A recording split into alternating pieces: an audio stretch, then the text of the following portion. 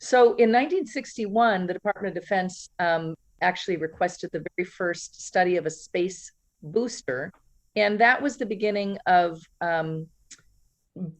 really becoming an interplanetary space program with NASA. So prior to NASA, of course, there was prior to Viking, of course, there were a number of missions, but going to other planets, this was the beginning of the discussions to go to other planets.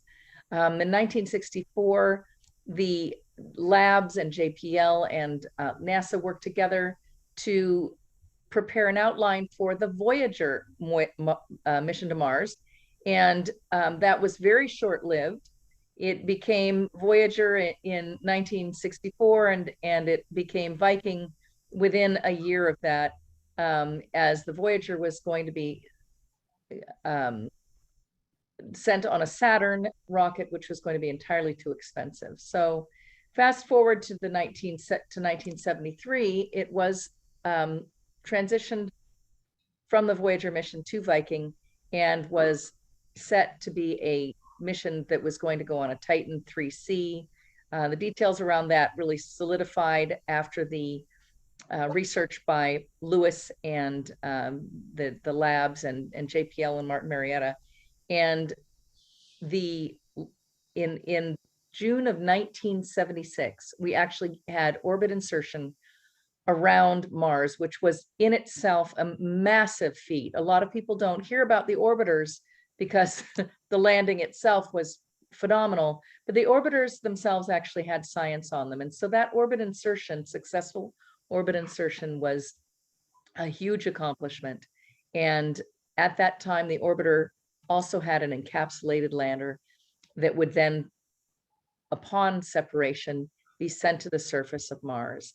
Now, originally that was meant to land on July 4th, and it was a great big centennial celebration, and everybody was excited about that. But the president called Jim Martin a few days prior to that, and the site certification, which is choosing a place on Mars, it was quickly revealed from the orbiter images that there was no suitable landing spot within the first three sites that they'd chosen. So they had to go through an entire recertification process. The end result was Jim Martin, the project manager, said, sorry, President Ward, we're not actually going to land on July 4th. We're going to land on July 3rd, 20th. And that is in fact what we did. We successfully landed Viking 1 on July 20th, 1976. NASA ran the mission through the primary mission and 2 extended missions. And following the 2 extended missions, there was a number of science instruments that were still working, including my father's, the meteorology instrument. And the scientists, such as my father, were not really okay with the thought of turning the landers and orbiters off because their instruments were still working fine. So my father petitioned, with support from folks at Martin Marietta, the DSN team, folks at JPL and around the globe that had partnered in various capacities. And my father became the first NGO to run a mission from his office at the University of Washington. And that was called the Viking Computing Facility. So my father was the program manager then at that point, from the end of the extended missions through November of 1982. And that was the date in which we had the unexpected and very disappointing signal that there was no communication from the lander, and the antenna had actually been pointed away and was no longer attainable. So a formal EOL was declared in 1983, and it was 20 years after that before we actually landed on Mars again. So there's a lot of things that happened, needless to say, in that period. But what I'm going to very quickly go through some of the precedents, and then periodically ask some questions if you have any. The very first nominal mission was meant to go for 90 days. One of the most astounding things about the mission, generally speaking, was that it was designed for 90 days and it lived for over 6 years. So in total, until 2010, it was the longest operational mission. And that was Opportunity that finally overtook it. It was a phenomenal, in just the if you think about the engineering that goes into making instrumentation and engineering and communications last for that period of time in a very hostile environment, of very cold environment of Mars, it was phenomenal. It was also the first successful landing on the surface of Mars, the first image from the surface of Mars, and they successfully mapped the entire planet and the moons in a usable resolution. I'd like to give a shout out to the Soviet mission Mars 3, which did actually have a not so soft landing on the surface prior to Viking, but that in itself was also an accomplishment. And it's very, very important as an educator, curator, and historian to recognize all of those missions and individuals that came first. And they were the first to hit the surface, none too gently. Similarly, the Mariner missions, Mariner 9, actually mapped the surface of Mars. However, the resolution was not sufficient to determine make detailed scientific conclusions. And so the Mariner mission absolutely informed Viking and was successful on many, many fronts, but that would be another talk. It was 100% successful in that there were 6 spacecraft, 2 launch vehicles, 2 orbiters, and 2 landers. I'm guessing that everybody here has seen some of the very tragic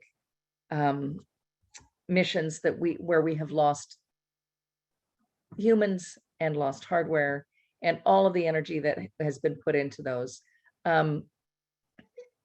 Space is a risky place, and nobody on the team expected that everything would work as well as it did. And at the end of the day, 99% of the mission was successful, with one instrument only, one of 2 seismology instruments did not work properly. And as a result, we had seismology data from one, but couldn't determine as much as we would have originally liked. But all of the other instruments, biology instruments, that mass spectrometer, meteorology instruments, magnetic properties, physical properties, all of those worked phenomenally. It is also precedented that to this day in 2021, we are still, Viking is still the only true search for biologic life on another planet. So how did I get involved in this? It was my father. Indeed, Michael correctly said that a geeky little child, I think it was somewhere between the age of 11 and 13, said, "Hey, I want that lander," when my father found it on the GSA, the government's surplus list, back in 1979. And of course, my father thought I was ridiculous. And what are we going to do with a lander? It doesn't fit in the house. And I said, we're going to put it on in my school, and we're going to teach kids about Mars and robots and engineering and science, and we're going to have a great time. And we did that. So we fast forward to now, what I'm doing in the second half of my century is I formed the nonprofit to do exactly what you can see in front of you, to preserve the history, artifacts, and documents and data, but also to inspire and educate current and future leaders and thinkers, and very critically to instill collaboration and equity into the educational process. Collaboration and equity is what made Viking successful. It is not the strong point of many individuals that are working to a very specific science goal. Collaboration can be very difficult between science groups. It can be difficult between nations, but it is absolutely what made Viking successful. You can actually see in this image here, the lander that I saved from the scrap list is pictured here. Can you guys see my cursor? Yeah, we can see it. Oh, you can. Oh, oops, sorry. I did not mean to go past that. So in 1979, if you look at the bottom here, this is my father, and we put the lander in my school. This is a horrifying Dorothy Hamill haircut that my mother made me get, and dedicating a building for the lander. And we started doing Lego robotics in 1979 with my father and my teacher, Meredith Olson. So we all hear about Lego robotics all the time today, but this is really where it began. After that, my father and I developed an exhibit with Ted Maxwell at the Smithsonian Air and Space Museum. It was called Live from Earth and Mars. However, the day that we were supposed to open the exhibit was the day that we actually lost the signal to the Viking lander, and it was no longer live. So it became the Viking View of Mars. But that exhibit lived at the Air and Space Museum for, I think, about 20 something years, and before it was dismantled and parts sent to different places. So a lot of people ask why history matters. This is my father as a little kiddo and now. Family heritage, but also culture. These kinds of missions represent everything that we do across the board and the kind of innovation and inspiration that continues to make individuals and nations excited about doing the work that they do, exciting about breaking barriers, excited about trying things that have never been done before, working together. All of those great things happen when people work together. So really preserving the history of how these things happen is as important as the history itself. This is a group of young kids that I worked with to produce a video on Viking, and I invited them to meet the Vikings at the Viking 40th anniversary, and they were phenomenal kids from Kohler, Michigan, or no, excuse me, Wisconsin. And these were the kids at my school back in 1979. So it's really about future generations as well as those that we honor. What we do today, I told you we would have a lot of pictures and not as many words. Today we build events and exhibits, we archive, we create educational programs for kids. We collaborate with different institutes and do events such as Mars Maker events, where we build spacecraft out of scrap materials, which is a lot of fun. And we teach kids about engineering basics, and we honor the individuals, the Vikings that we work with. And these are all Vikings that you can see here in these pictures at interviews and events that we've had to honor them. At a high level, the things that we do are we build interactive and digital and artifact exhibits. We've launched an online Viking mission museum.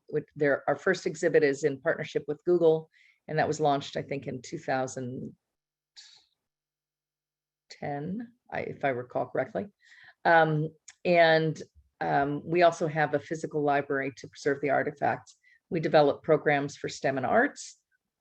We make science available and other content available for scientists, historians, students, etc.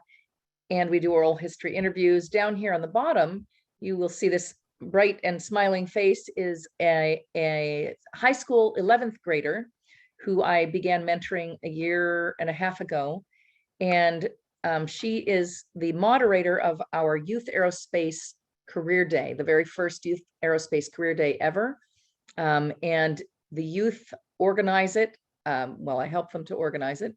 And they are the moderators. They interview specialists from multiple different careers around the globe. In this particular Youth Aerospace Career Day, we had people from 5 different countries presenting. We develop posters and all kinds of fun things like that. So it's really, as I say, all about education as well as preservation. I'm going to kind of skip that. These are types of exhibits we build, and move on to the planning of the mission. So I mentioned that Viking started really, the concept of Viking started in the 1950s, and originally was the Voyager mission to Mars on a Saturn rocket. The objectives of the mission are presented here, really to achieve the highest resolution images of the Martian surface, because they had determined that the Mariner mission was not adequate to preserve the data that they needed to make scientific conclusions, to characterize the structure and composition of the atmosphere and surface, and to search for evidence of life on Mars. That was a little bit of a problem, and we'll get to that a little bit later. The problem with that is the word life, and we'll talk about that in more detail. The research was done all around the world that contributed to Viking. These are just a few of the people, and many, many centers were bidding to be the Viking project office and for the various primary contracts. Again, the history that comes before us is critical. And the Viking Project Office was became Langley, the NASA Langley. Everybody thinks that the Viking Project Office was JPL. It was not. NASA Langley won the mission because they were the ones that developed and led the Lunar Orbiter mission. Has anybody heard about the Lunar Orbiter mission? Maybe a I little. can't see anyone, so feel Apparently free the to. answer is yes. Okay. So the Lunar Orbiter mission, for those of you that aren't aware of it, mapped the surface of the moon so that we could actually land Apollo. That was critical. But NASA Langley was an R&D office. And they were also the first NASA office. And prior to that, they were NACA. So that was the original NASA office, was Langley. And so they were deep in relationships with labs, not just the ones in the United States, but also around the world. And they were amazing risk takers. They tried things that had never been done before. And they were so successful, 5 of 5 for the lunar orbiter, that they actually won the Viking Project Office. This did not please JPL, who was also vying for that position. But at the time, JPL was doing an incredible job at the Deep Space Network, running the Deep Space Network, and actually had about 5 other missions on its plate. And it was deemed that Viking would be much too complex to really have the NASA center that had too many other missions on its plate, as well as the successes that they'd already had, that NASA Langley had for the lunar orbiter. Again, I just want to do a shout out to Mariner, and at the same time share some images from Mariner that gives you kind of an idea why it was difficult to land using the Mariner data and important to get higher resolution images in order to make decisions, not just where to land, but also to look for things that we have now looked for in greater detail with the newer cameras, but were first discovered on Mars, such as the old riverbeds and many things that later missions are actually getting credit for. Those were actually due to Viking. But Mariner did a lot of very important things as well. As far as the key elements to the mission, because it was such a complex mission, as I mentioned, NASA Langley won the project office, and that was in 1968. The project really began development in earnest in 1963. So there was a lot of work that had already been done. A lot of R&D research contracts were given out before that, and NASA Langley had quite a few of them. The Titan 3E and the Centaur launch and vehicle shroud were developed in collaboration between Martin Marietta, NASA Glenn, and Lewis Air Force Base. The orbiter, as I mentioned, was developed primarily by JPL and was really an enhanced Mariner orbiter with an encapsulated lander. The lander itself was managed by Martin Marietta, and the integration for all of the systems was done through Martin Marietta, which, if you think about it, makes a lot of sense, since they were the ones that did the launch vehicles and the missiles prior to the planetary program. And so they really had that capability as well. One of the things that was really interesting to learn about in interviewing the individuals that worked on the mission, I don't just interview scientists and engineers. I interviewed the project management office to discover why is it exactly that, why did Martin Marietta get it and not Northrop Grumman or GE or others that had Boeing, for example, they were vying for that contractor mission, the primary contractor position. And one of the key things that I learned was that Martin Marietta, who had started out in the northeast portion of our country and had the Denver site that was really 100% dedicated to missiles and defense, they made a commitment to NASA that they would build an entire plant and lab that was completely focused on Viking. And that's one of the reasons why they got this contract. They dedicated an entire team and built out their entire company in Littleton, Colorado, and They won the contract in large part due to that, as well as, of course, all the research and the other capabilities that they had. And here you have just a couple of images that show you how complex these systems were. We went from sending missiles out into space to missiles that actually had encapsulated landers, and you can see that a little bit here, and orbiters, and an aeroshell shroud here, which had to withstand intense heat in order to do orbit, in order to separate and descend to the surface of Mars.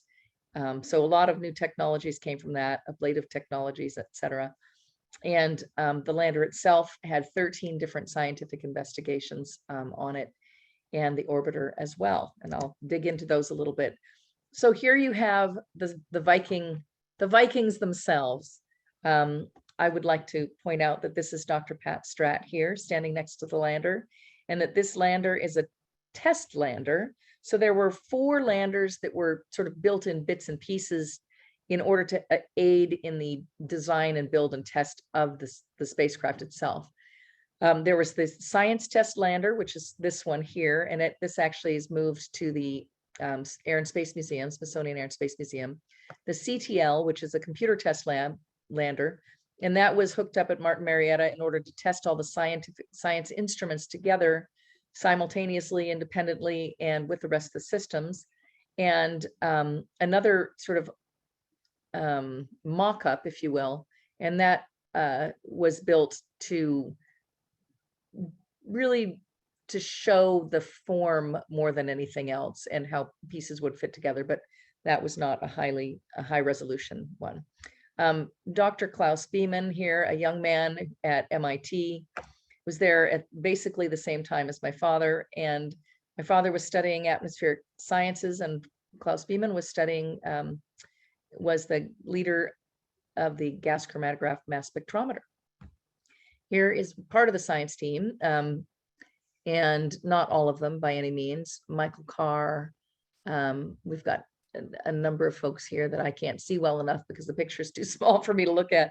And then down here you see the systems, and this is really important to understand just how complex the systems are. These are diagrams that show the test facilities along with all of the other facilities that they had to network to in order to communicate effectively for the entire design, build, test of the Viking lander and orbiter and launch system. So pretty complex, a lot of fun.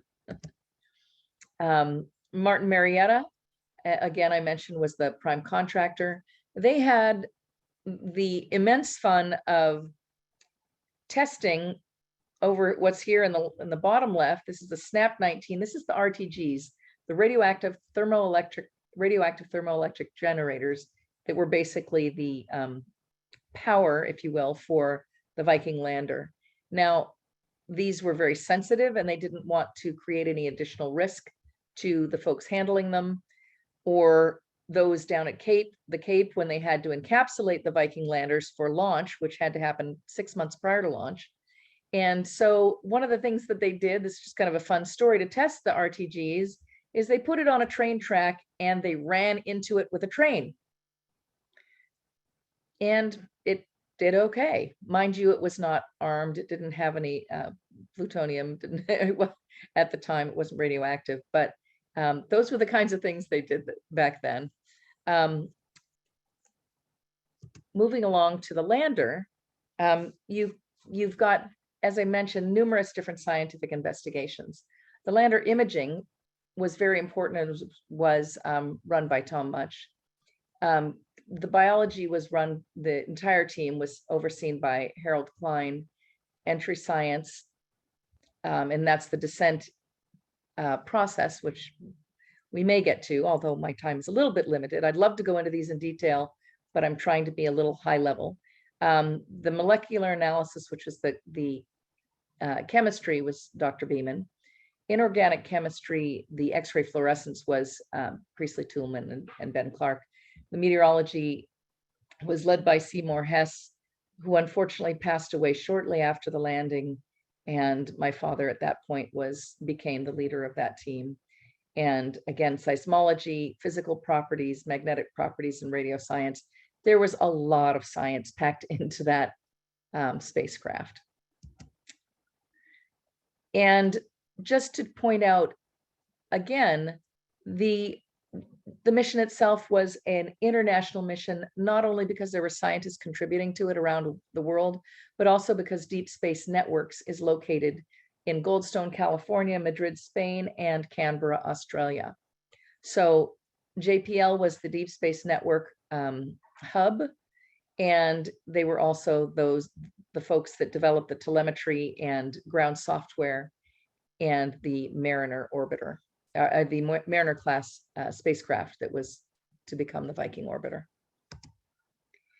Again, the Viking orbiter science often gets neglected, but there were 3 specific science platforms on the orbiter: the atmospheric water vapor mapping, which was important to ascertain what the atmosphere was in the higher regions of the orbit, as well as thermal mapping.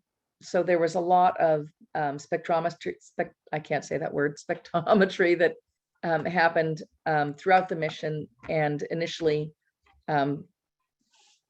through with the orbiters, the imaging through from the orbiters. And then the image platform itself was also very detailed science platform, and was the first of its kind, with a 360-degree rotation, so that they could effectively scan the surface, and also with a little bit of adjustments that they did periodically, both planned and unplanned. They also used that to map the surfaces of Phobos and Deimos. This is, I don't know if you can read this. Can you guys read this a little bit? Not a bit. Not a bit? Okay, well, this is a complex diagram that shows how all of the data made its way from the landers and orbiters to JPL, then to the University of Washington, and for a short period, as I mentioned before, out to the Smithsonian Air and Space Museum. So needless to say, it was a fairly complex system, and I'm not going to go into the detail of that too much. One of the unique things about Viking was that Viking developed the very first intern program where students could work on a real mission, doing real mission tasks. And initially, everybody at NASA pushed back and said, no, we don't want kids touching our spacecraft or programming or messing things up. And that was the overarching attitude. But Carl Sagan and Tim Much really pushed for that. And they became the very first mission to have students working on live materials. Now we hear about that all the time. And Jerry Soffin, who was incredibly proud of the science team and the internship program, went on to found NASA Academy. Have any of you guys heard of NASA Academy? Yes, indeed. All right, so that was founded by the chief scientist, Jerry Soffin, who was an incredible leader and scientist, but he was also a magician. So whenever our families would visit together, he was, I didn't think of him as a scientist as much at the time as a magician when I was really little, but an incredible character that really brought people together. He was brilliant, absolutely brilliant. Exactly the kind of person you want to get scientists that are reluctant to work with engineers and vice versa to work effectively together. So between Is Tabak, Jerry Soffin, and Tom Young and Jim Martin, you had an incredible leadership team. One of the fun things about the interns is that many of them have gone on into the space arena, no surprise. Dr. Ken Carpenter is now the Hubble Telescope operations scientist. That's Ken down there. And Rick Feinberg became the editor-in-chief of Sky and Telescope, and Eileen Thielig became a science project manager on Galileo, and on and on. So a lot of these young people continue to work in aerospace today. In fact, numerous of them, so you can kind of see them. I would highly recommend looking up Andrew Chaikin. He has a number of books that he has published about various space topics, and he really got his start with Viking. Now, this is something that is a little bit unique, and it didn't function the way we want to, because the input for the audio, it can only go one way. So I have two videos here, and I'm going to do my best to narrate them. Michael, how are we on time?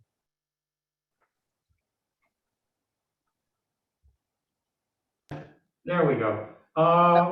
Just a I couple think minutes? you've got another 25 minutes if you want it. Okay.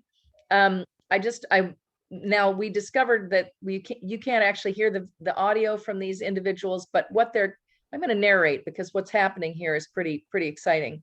So these are interviews that I've done with different Vikings. This is Jack Harris, and he was telling a story about something that happened when we were headed to Mars. So I'm going to do my best to sort of give you the narration, and you're going to see him talking, but you'll hear my voice.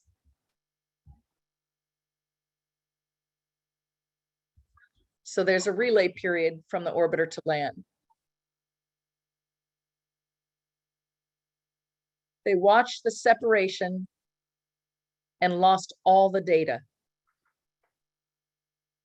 They lost it. You've got a lander that's headed towards Mars and an orbiter that can't communicate with Earth. It's talking to the lander just fine, but it can't transmit any data back. The orbiter had changed its attitude, didn't know how it had changed. So Jack had the shift at the time. The Tiger team comes together, everybody gets together to problem solve this. And they said, hey, this is like one of the simulations we had where you knocked the antenna off due to some spring problems during separation. So a slightly different instance, and it moved the antenna. So they had already sort of developed a protocol in order to deal with that situation. They rolled the orbiter, called up the DSN stations, pinged it to get the peak signal to figure out where the orbiter was. You could send it commands to go back, knowing what the roll rate was. It was a case where all the way through, the team had already gone through this before. They had the knowledge base that they needed. All the way through Tom Young, mission director. Tom was actually sitting in the simulation meetings when they were planning those. So when it happened in real life, he knew that we had done this. He had confidence in the team, and it made the whole management process much easier. So I'm not going to play the whole video, but you get an idea what these interviews are like. You learn so many things that never came out before. The end message that Jack really wanted to share there was that the mission, at every level of management, the work was they worked so hard that each manager had full confidence in their teams. And so the leadership in Viking was exceptional. So when that happened, they had minutes to make a decision what to do. They gathered people from engineering all the way up through mission management and figured it out in short shrift. And that was because the management and leadership was so good. Really incredible people. This is Pat Stratt talking about the different test units for the different biology instruments. And this was the labeled release. And I'll do my best to narrate just a couple minutes of her. These are the 4 modules on the Viking biology: gas exchange, labeled release, and the pyrolytic release. And the common services module was there. Each of the circles is a test cell for each experiment.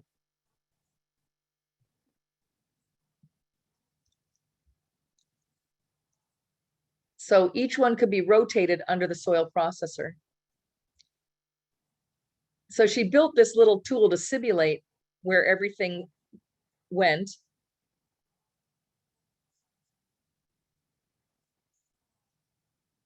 That's the load port in order to receive a soil sample. Then they would rotate it back.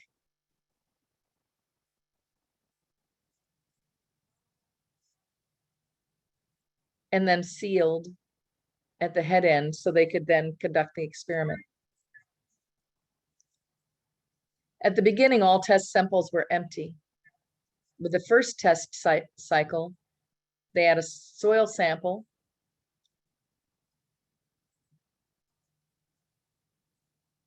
They also used it to dump the extra soil so they could get more tests done.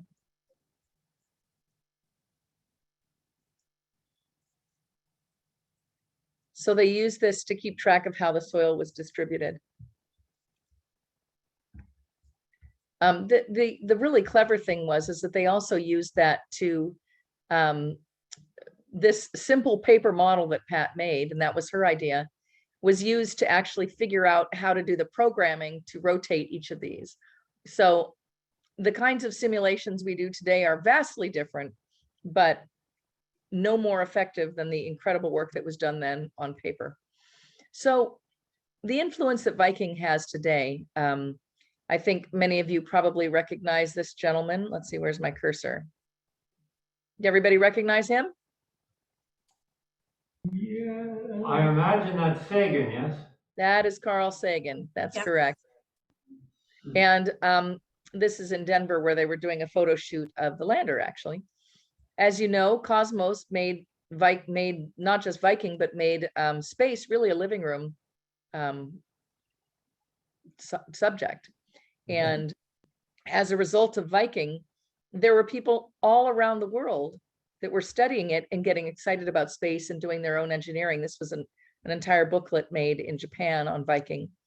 The influence that we have extends not just through media and communications like Cosmos, but the subsequent missions to Mars have all used the Viking entry, descent, and landing, the disc gap band parachute, which was developed by Vikings, the throttleable thrusters that have been used for all of the descents, with the exception of Pathfinder, which bounced its way along the surface until it came to a stop, unfolded, and went on its merry way. But it extends even to Blue Origin and SpaceX, where the throttleable autonomous thrusters were actually developed on Viking, and derivatives of those, with, of course, a lot of new engineering as well, are used for the reusable stages of those spacecraft. Though it's pretty astounding, the influence that Viking has had. Another really key thing, I'm guessing everybody in the room and online probably has a cell phone. Am I right? Oh, yeah. Okay, so every one of us is using a CCD that was developed by Vikings. And that's pretty astounding influence if you think about it. Other fun things were that clean rooms and sterile rooms in hospitals were developed by the Vikings because they had to heat sterilize the spacecraft before it went to Mars in order not to contaminate it, since we were actually searching for biologic clues. So I mentioned that we'd talk a little bit about life on Mars. I want to give folks a chance to ask any questions before we talk about this a little bit, and then I can direct the conversation on this aspect based on some feedback from you. Any questions? Why didn't NASA follow up on Dr. Stratt's possible findings? There are a lot of reasons, but one of which is that the primary one is that for a mission of the complication of Viking or Pathfinder or Spirit, Opportunity, Curiosity, etc., you really have to, you have a 5 to 20 year development window, to be very honest. So each one of those spacecraft that I just mentioned very quickly did years and years of research before they were ever even funded to be a mission. So by the time that Viking was completed, you would have had to have people beginning 5 to 10 years prior developing those follow-on missions. And because NASA's budget is in fact finite, there was already the Helios mission, the shuttles missions, and Voyager, and those 3 primary programs took up all of the funding that NASA had.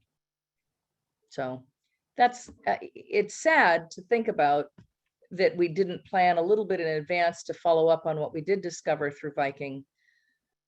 But it would have been very difficult to initiate and get a mission off the ground without that, 5 to 10 year advanced research and development. So that's really that's the primary reason. It's not the political one that everybody hears about, but it's the biggest one. Is it costlier to look for life than to do other things? Well, that's a good question. The word life creates all sorts of interesting challenges. So even when you sit down with a group of scientists today, defining what life is can be quite tricky.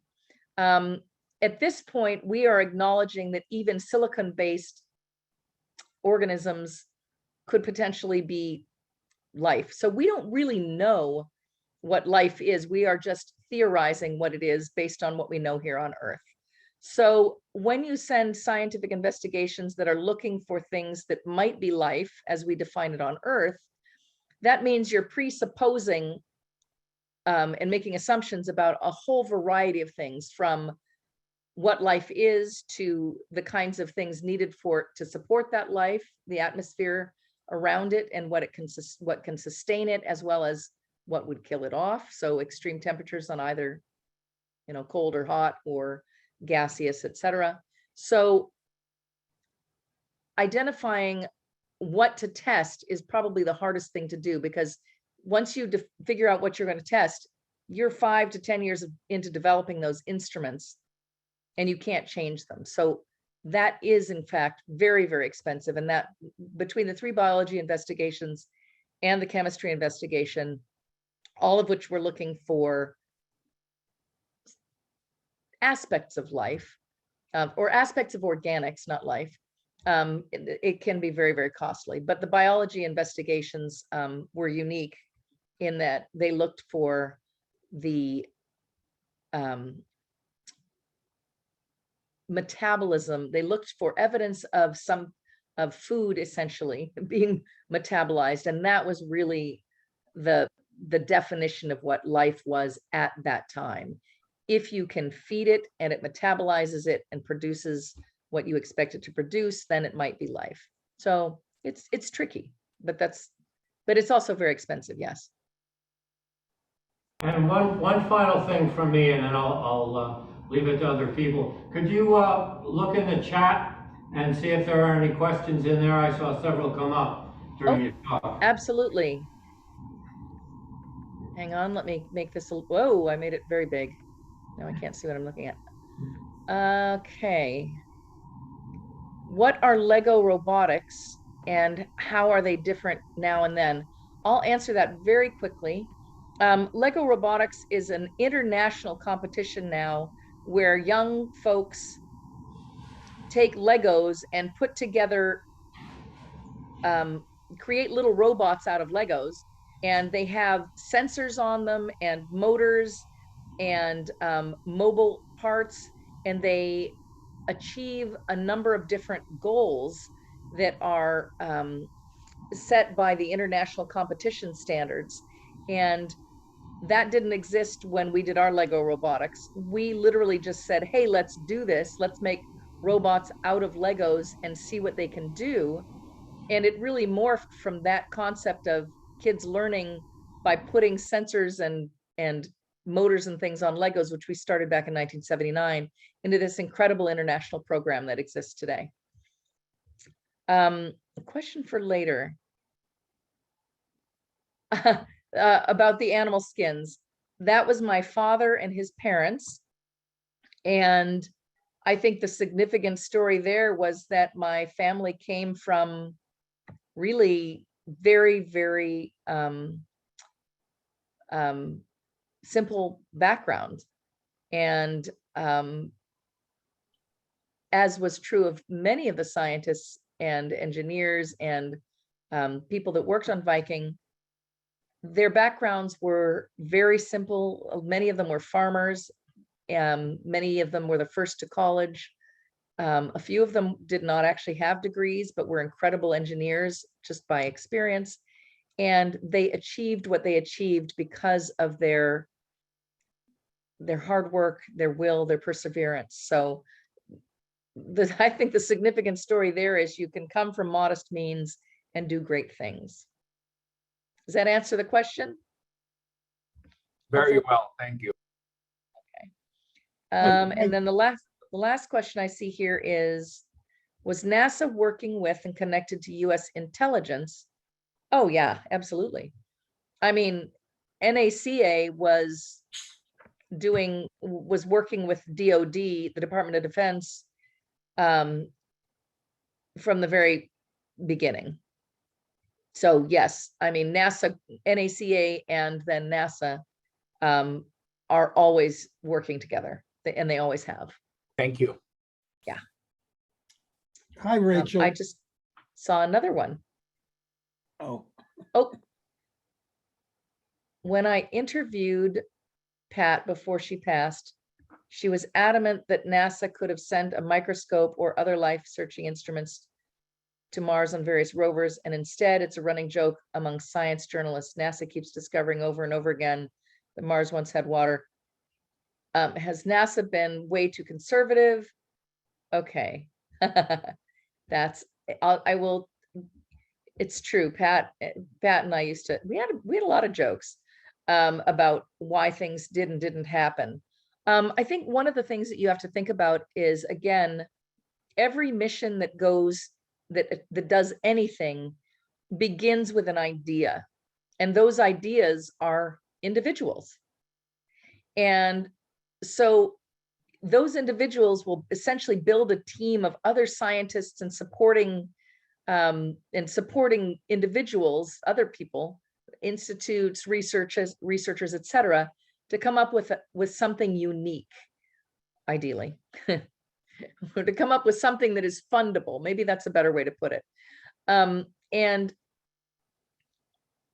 what has happened is that almost all of the principal investigators of the missions to Mars have been geologists. And like Tim Much, great, amazing people. The USGS is an amazing organization and has done incredible work both here on Earth and also with planetary missions. But when you have an investigator that is a geologist instead of an investigator that is a biologist, you're going to come up with some very different science investigations that you really want to pursue.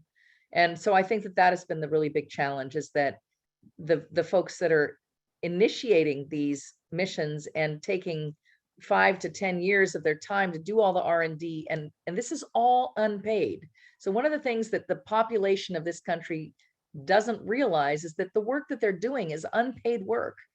They've got their jobs teaching, they've got their other jobs managing other missions, and doing aspects of other missions that are currently live and functioning. And in the background, they're starting these other missions, ideas, and building their teams. So I think that that's one of the real challenges. Does that help at all?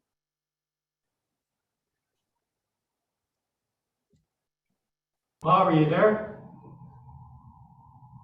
Can you hear me? Yes, Oh, we now I can. can. Yeah, no, that's a very good answer. Thank you, Rachel. I'm just sort of repeating what Dr. Stratt told me in my interviews that I wrote for the article I wrote for the Alumni magazine. But I've heard this from a lot of other people that, NASA's been way too conservative with its Mars rover program. I mean, my view, and I've been covering these missions for many years, is that, starting with Sojourn and Pathfinder in 1997, Yeah. that these rovers and landers have been remarkably successful technologically. As you were saying about Viking, they've all, greatly outperformed their specifications. Absolutely. But in my view, I don't think we really know fundamentally, like at a really deep level, like on the really big picture, much more about Mars than we did from the Viking era.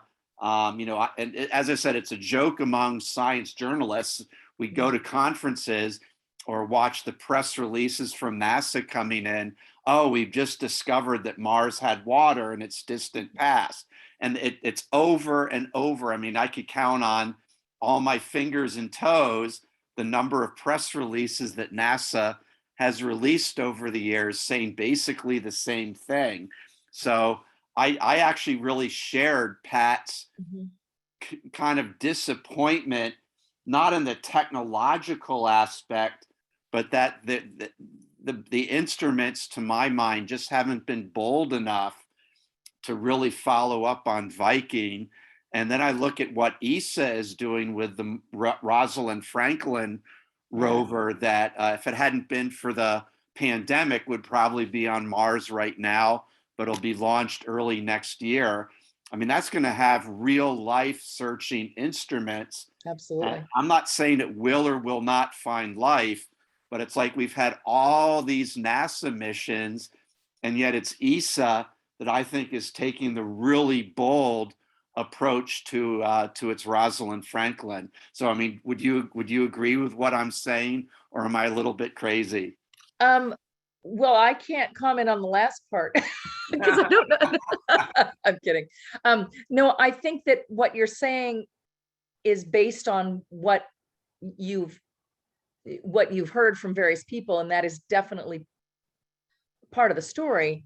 But I think it goes a lot deeper than that, and it really goes into our educational system and how we fund missions from the top down, from the administration down. We have administrations that are 4 years, and maybe some longer, but who knows? And when you have that short time span to approve funding for missions, the risk is insanely high for people who are already doing careers in science that are not generally very well paid. So for your average scientist that's working at an institute like MIT or Brown University or Howard or Virginia Tech, anywhere, those scientists are teaching classes and doing science and writing papers just to keep their tenure. So the demands on them are absolutely immense. And we don't honor science in this country enough by giving scientists the free rein to really do their science and be the risk takers that they're absolutely capable of being. Instead, we tether them to decisions that are wholly unrelated to science, such as department funding at a university, such as taking risks on investments for other labs, letting, co-sharing scientists between an academic institute and PNNL lab or any other lab for that matter, right? So we make scientists' life really, really hard. And I think that that is really a big part of it. I honestly feel if we can do a better job at supporting our scientists to do their science and simultaneously creating the vehicles, and I don't mean that just figuratively, I mean just literally, but figuratively as well, but get all that front end work in terms of funding the craft and everything, have that done by different entities and have it ready to go. And then let the scientists plug their science into the instruments instead of forcing the scientists to be the principal investigators and leaders of these missions that may or may not ever get funded. Very good. Rachel, I got a question for you. Can you Yes. answer it? I don't know. Let's see. I know that I've read that on this planet, there's more biomass under the surface than on the surface. And why are we looking on the surface of Mars when the radiation and the environment is really poor compared to this planet, when you could be digging and looking where there's moisture under the surface? And that's first question. The second one is, what do you think of the James Webb Space Telescope launch coming up? Thanks. Okay, well, I have a degree in biology, but I'm not nearly as smart as Pat or any of the people that worked on the mission. So not only that, when I studied biology, I really stopped at the plant world and said, you know, there's just too many names in there. I can't memorize it all. So I am not a microbiologist. I don't know, but I do believe you, because I do know that one of the largest organisms that exists on this planet are fungi, right? Right. And Bacteria, they fungi. absolutely, they live underground, right? That is kind of their happy place. So it does not surprise me at all, but I can't say that I know that, you know, I believe you. Sounds reasonable. I will say that Viking actually did push a rock over and scoop underneath it. So we knew that then, and we did our best to get rocks that would be, you know, maybe providing some semblance of protection from radioactivity, et cetera, out of the way to get a little bit of potential access. But obviously Viking wasn't equipped to do that. The InSight lander, and all of the work that's being done right now, actually taking core samples, that's really where you're going to get that kind of information. And I think we should have done it a long time ago, but I also just shared with you all the reasons why I think that we haven't done it. But I do think that that's the way we need to go. Absolutely. And the Oh, James Webb. I think James Webb is amazing. I mean, if you like time travel, you have to like James Webb. I know a lot of people are quite political about it because it's been pushed so many times. But if you think about the incredible new lessons that we're going to get from James Webb, and you remove that from all of the funding decisions that were made that slowed it down, stopped it, messed it up. Because I don't think we should look at those the same way. I think it's great. I'm excited. Are you guys excited about it? I am. Can't wait to see it. Yeah. Any other questions before I move through a couple more slides? No, let's get going. Okay. So down here in the lower left-hand corner, if it's not mirrored on your side, what you see in the lander is the concept of the space in which the sampler can reach and collect samples, and the imaging platform. So the imaging platform would take a picture of a spot on the surface, and then the science team would say, we want to acquire a sample from that spot. And this is the footprint, essentially, in which you could both see and sample from Mars. And of course, you've got the S-band antenna, which, if I could turn my computer around, I have an S-band antenna about 2 feet in front of me, sitting on my credenza. Doesn't everybody? Yeah, doesn't everybody? Exactly. Okay, I'm going to try to forward this slide. It's sticky. There we go. So again, let's see. I don't know if I can get, I'm going to try and play this. This is Pat. This was going to be Pat's presentation to a number of people. And Pat and I were very good friends, and we spoke every day for probably 2 years. And I was the silent publisher for her book. And more than that, we were friends. So before she passed, you know, we kind of joked about it a little bit. She had very advanced lung cancer and was really fighting it for the 3rd time. And, you know, over a period of 4 years, 5 years, you know, had some false starts. And a week before she passed, she called me and she said, we need to record my presentation, because I'm not going to be here. So this is just a snippet of it. If I can, I'm going to play for you.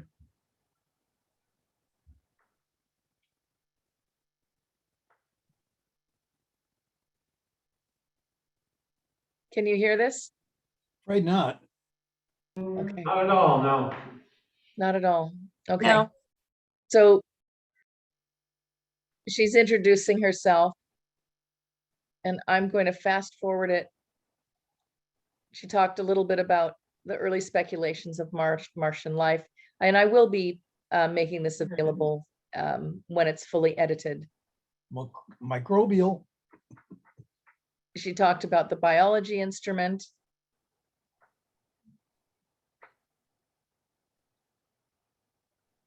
And her book. I'll give you some info on that later.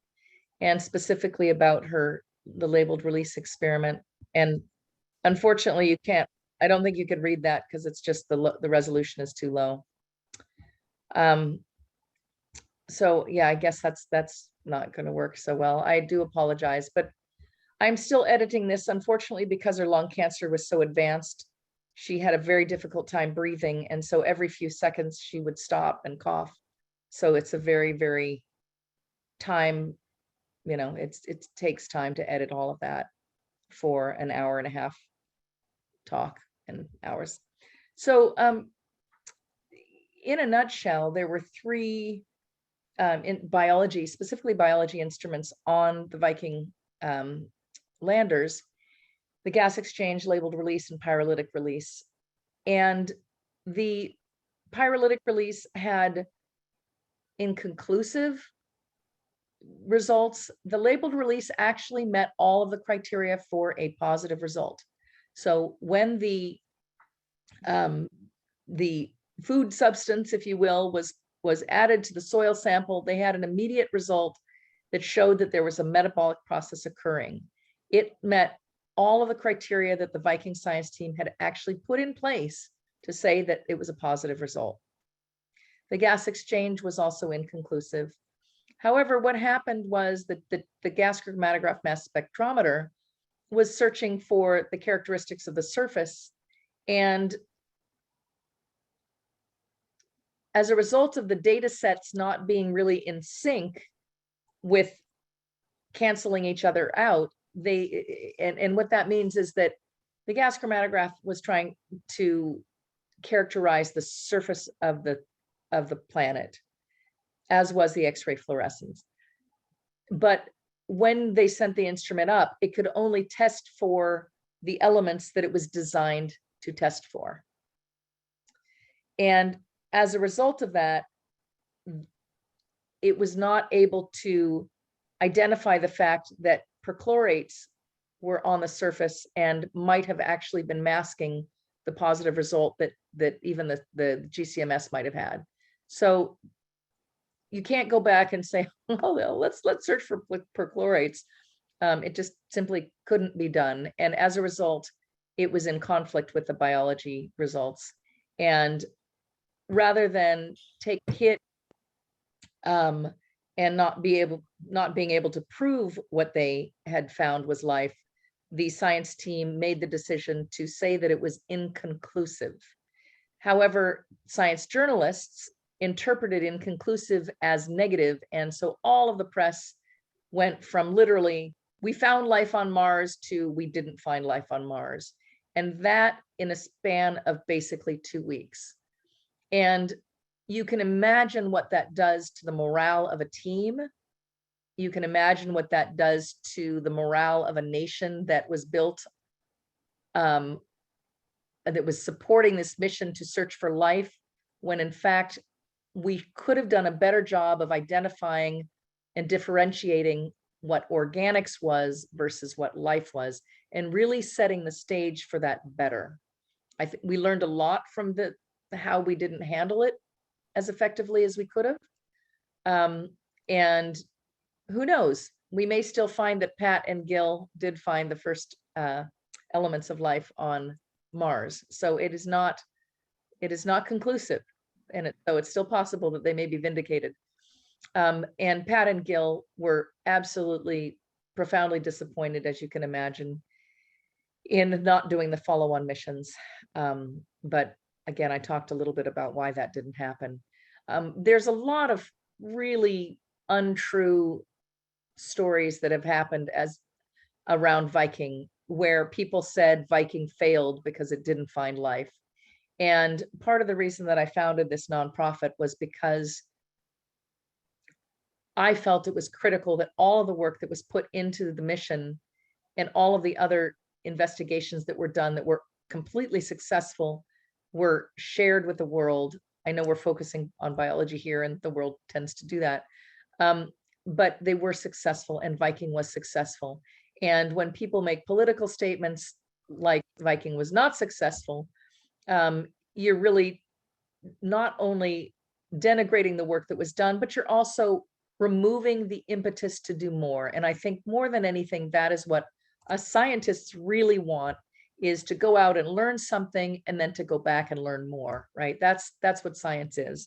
We all know that science isn't static, and that what we know today is vastly different than what we knew yesterday or 10 years from 10 years ago, and it will be completely different in 20 years. That is sort of the short story about the biology instruments and why those results were communicated the way they were. I'm going to share a little bit. Gosh, I don't know if you can hear this one either, but I'll give it a try. So this is the Viking and GCMS engineer, Dale Rushnick, talking about biology versus chemistry.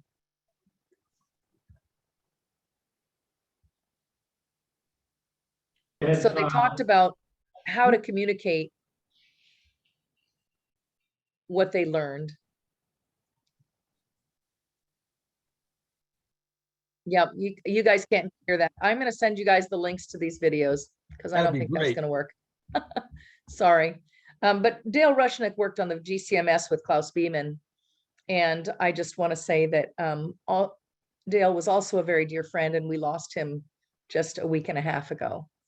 Well, no, 2 weeks ago now. So we are losing our Vikings, and that's why my mission to interview them is more and increasingly important.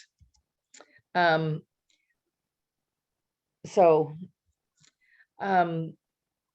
thing that I think it's really kind of fun and that doesn't get thought about and talked about a whole lot is the testing aspect of any science investigation. If you can imagine looking at this test panel here, each one of these instrument interfaces had to be completely developed for the unique purpose of interfacing with the science investigations on the Viking lander. So when Viking was sent to Mars, and for the previous 10 years, all of this incredible science and engineering was being done simultaneously for the first time. So nowadays you go to Vernier and you buy a sensor out of the box and you hook it up to an interface that is probably templatized and pre-programmed, and then you tweak it to do the things you want. When Viking happened, nothing existed, and all of this work had to be done from scratch. And so these incredible test modules, and we have one of these in our artifacts. It's about 5.5 feet tall with a bunch of test interfaces. Each one of these things represents hundreds of individuals' hard work. So I just wanted to bring that to the fore as well. And in the case of the biology instruments, most of that work was done at TRW and MIT. So Viking was obviously incredibly stressful for a lot of people, but it was not without humor. And as a kid growing up with a mission, there were days when my father would come home and say, you know, you didn't talk to him. He was clearly, you know, upset by whatever had transpired, didn't work properly. Things didn't go the way they were intended to go. And there were other days where he was absolutely overjoyed by what they discovered. So starting at the right-hand side, this illustration was drawn by me when I was about, I don't know, 14 or something. my dad, when he took over the mission as the program manager, said, I need a logo for the Viking computer facility. So this was my idea of a joke. I drew this picture for my dad for his logo, but it was a joke. It was not meant to be a logo. This is his old Prime computer laying on its side with a little fat Viking shoving the lander up onto a bookshelf. And down below here, the drawing was done quite large. Down below here are the spines of all the books and magazines and research papers that were on my father's bookshelves. And these were actually real. They're labeled accordingly, because so much work was done, and yet there was also a ton of paper. I mean, it was an absolute mess. His office was an absolute mess, and I was the one that would organize it. So it was kind of a joke. And so that's kind of a fun little story there. The idea was to have some follow-on missions. The Viking case, the Case for Mars groups started as the Viking science was being done. The Mars Underground was a group of scientists that are now very influential in astrobiology. Carol Stoker, Chris, oh my goodness, now the names are out of my brain for the moment. But the Mars Underground was started, and all these students from Colorado started it to pursue science and really to push NASA to do more in science. So they are actually now, Chris is actually at Ames, and Carol Stoker's the head of astrobiology, and Penny Boston, and a couple of other folks. But it did not meet the timelines that they wanted. Over on the left here is a note that was left on the desk of an individual at NASA Langley. So when the mission was, when Viking 1 was flying to Mars, so it was during the live mission, there was a big air show that was being done in France, and somebody in the marketing department said, hey, I'd like to borrow the Viking test lander to send it over to France and show off this incredible work we're doing. And the head of the test department found out about it, and he was not actually asked about this. And the marketing department was ready to ship off the Viking test lander, and he found out about it, and he called Jim Martin. He went way out of sequence of, way over the heads of his managers, and called Jim Martin and said, Jim, this is about to happen. And Jim was like, oh no, that's not going to happen.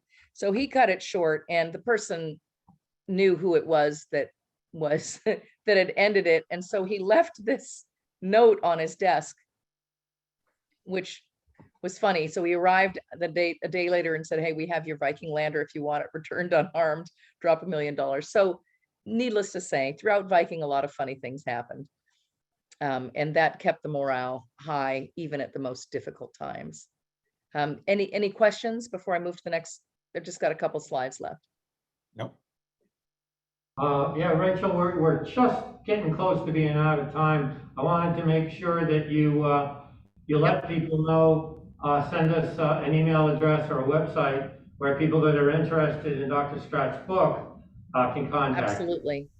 We're a couple slides away from that.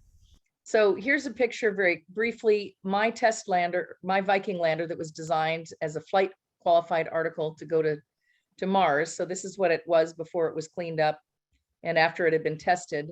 So it was actually put through a number of different designs like you see on the right to figure out if it could actually be the first rover on Mars. So my VL3 was meant to be a rover on Mars. Didn't happen, but that's okay. Here are some Viking resources that talk a little bit about what we do. You can go to any one of these places and discover a heck of a lot more. And I will put this in the chat, actually. Oops.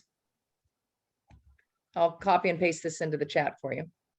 And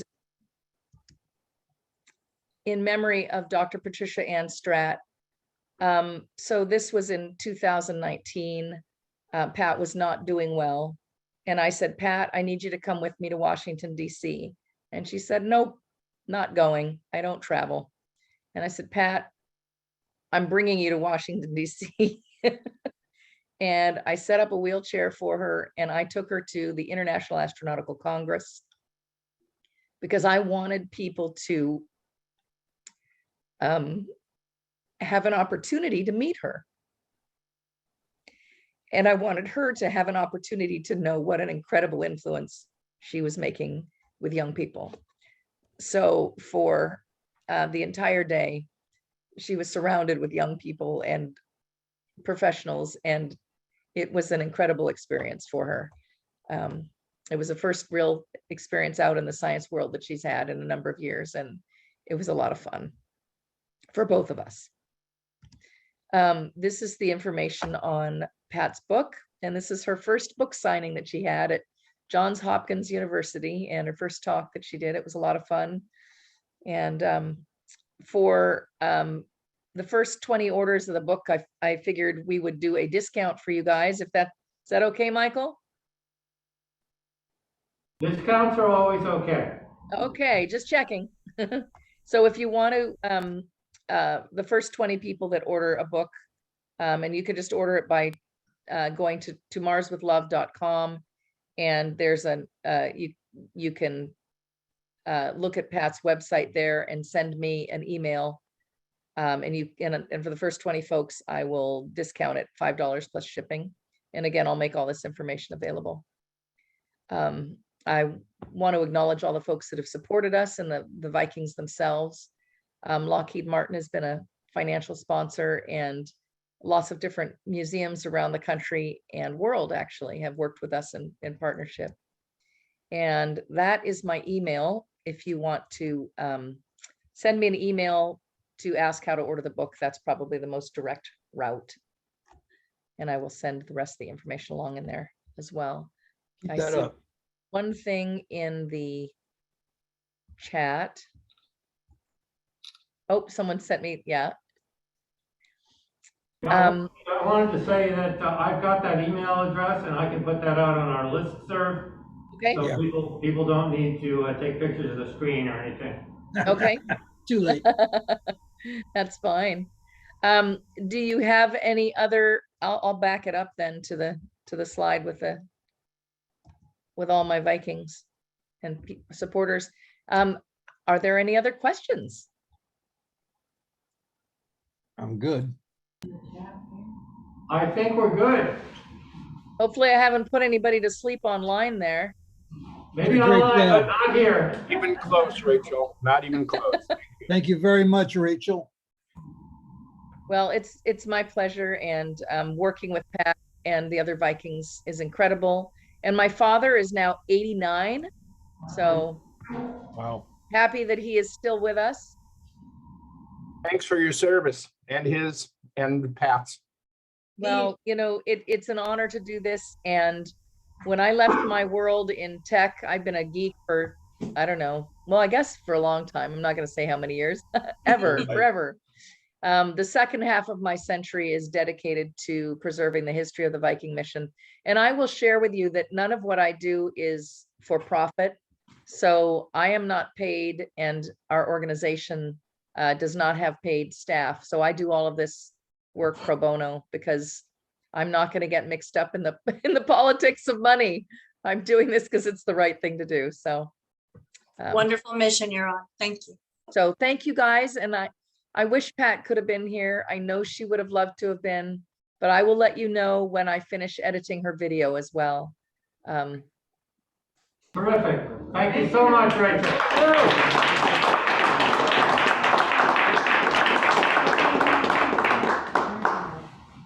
Thank you. All right, folks, we're gonna eat a lot of cake here and have a lot of fun that you could have Where's the had, but Merry Christmas to all of you and a Happy New Year. all right, folks. Thank you again for coming, everybody. We'll see you in January. Thank you. Thank you, Michael. Bye, everybody.